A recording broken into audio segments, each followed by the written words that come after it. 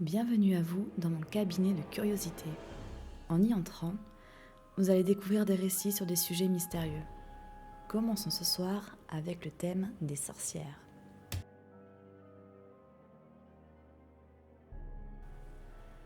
Une sorcière ou magicienne est une femme qui pratique la sorcellerie et la magie. Il s'agit de sorts jetés avec des incantations, des rituels, ainsi que la pratique de la divination. Pour certaines, ce sont leurs connaissances des plantes qui leur permettent de soigner. Depuis l'Antiquité, il y a des références faites sur les sorcières. On disait d'elles qu'elles parlaient avec les morts, pouvaient prédire l'issue d'une bataille ou encore changer les hommes en animaux. C'est au début du Moyen-Âge que les persécutions commencèrent, par le biais de fortes amendes. Aucune distinction entre bonnes ou mauvaises sorcières n'était faite.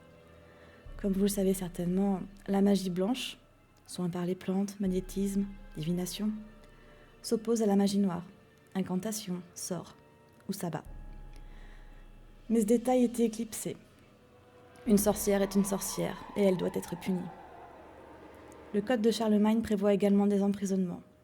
Beaucoup de femmes vivent dans la peur, de la dénonciation, à tort ou à raison, car l'immense majorité sont victimes de lynchage par des villageois sans aucun procès. C'est en 1326 que commencent les procès pour sorcellerie, et ce sur près de 4 siècles. Bien sûr, les hommes n'étaient pas épargnés. Eux aussi étaient désignés comme sorciers, s'ils avaient des pratiques douteuses. Cependant, on estime que 80% des victimes de ces procès et exécutions étaient des femmes.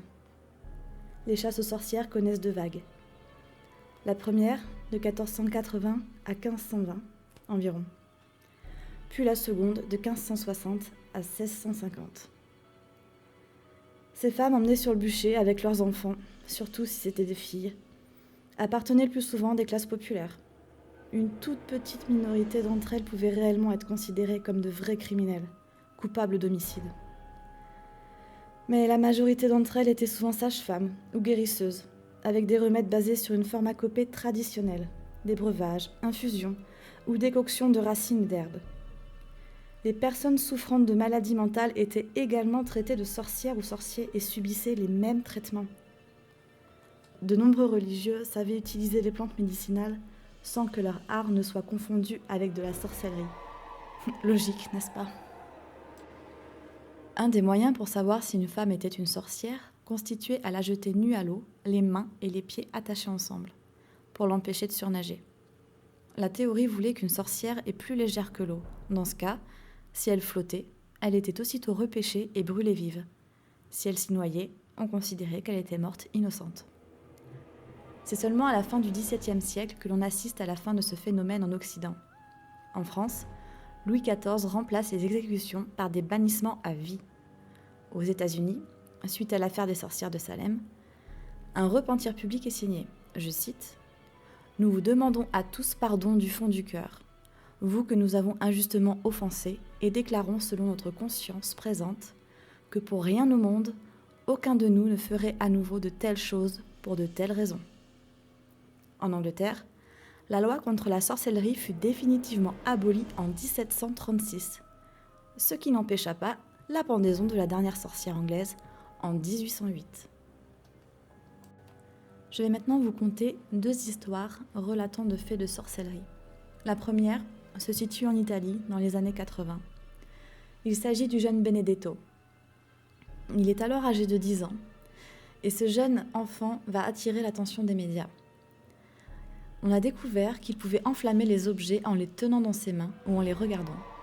Il aurait découvert cette capacité alors qu'il était assis dans la salle d'attente d'un dentiste. La bande dessinée qu'il lisait à ce moment-là avait soudainement pris feu sans raison apparente. Le jeune garçon avait également enflammé son oreiller et coupé l'électricité de la maison alors qu'il dormait tranquillement dans son lit. En outre, il aurait aussi enflammé un petit objet en plastique dans les mains de son oncle en le regardant, tout simplement.